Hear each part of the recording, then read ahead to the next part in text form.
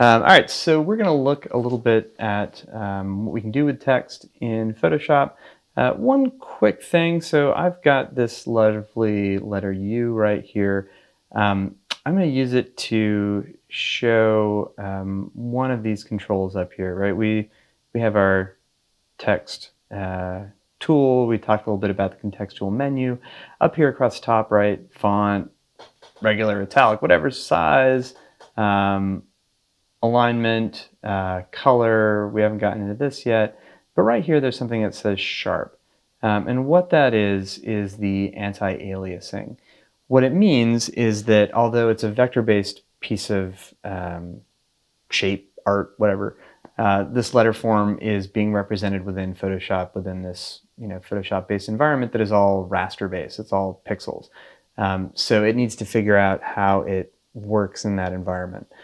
When it has a straight line, it can just be perfectly straight line. When it has a curve, like we do in this U, zoom in a little bit, you can see that there are, much like when we looked at that shape layer in the beginning, there are some sort of black ones and then some grays. So even though it is a mathematically defined shape, it is acting as though it has different tones of gray in it. How sort of fuzzy that edge is determined by anti-aliasing. So if I go up here right now, it's at sharp. If I go to none, now if I go down here, you can see it's super jaggy. It's either black or white. There is no gray. There is no essentially anti-aliasing. If I come back up here and make it smooth, there are sort of more grays right now on this white, or on this vertical edge. There are also some grays. If I go back to sharp, which was my initial one, it's just a little bit less. It's a little bit tighter. It's going to look a little bit crisper. You don't usually want your text to look jaggy, but you also don't want it to look mushy. If you have little tiny text, you probably want it to not have a lot of anti-aliasing, because it will start to look a little fuzzy and hard to read. With a big letter form, you can get away with a little bit more. With something that's fairly simple, like this gigantic letter U, right? It's a sans serif font. It's just like chunk, chunk. You can have a little bit more fuzziness, and it's not going to affect legibility. Okay, so let me go through this handout again. We talked a little bit before how whenever we make more text, it makes a new layer. And those are just like any other layers. We can turn them on, we can turn them off. We can grab them with the move tool and move them around.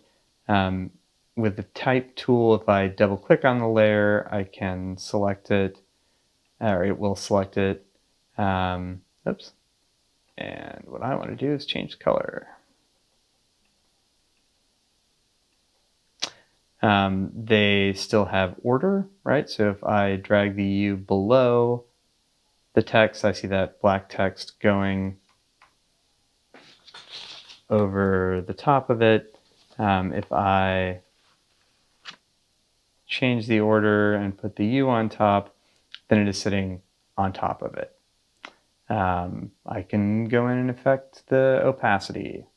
All of these things, right? Standard layer operations are the same with text. Let's see what else we can do.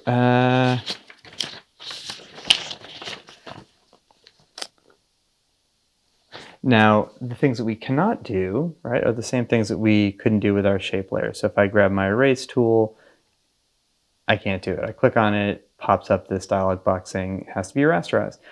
If I do say OK,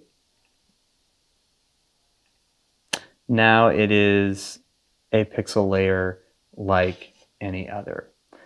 So anytime we have a vector-based layer, whether it's text, whether it's a shape, anything like that, we can go in and make it rasters instead of vectors, and then it becomes pixels like anything else. The important thing to remember when thinking about making that transition is if I have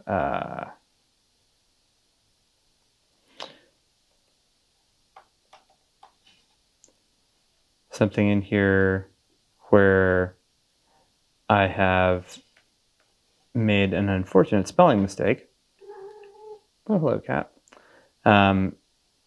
As long as it is vector-based, I can go in and correct my spelling.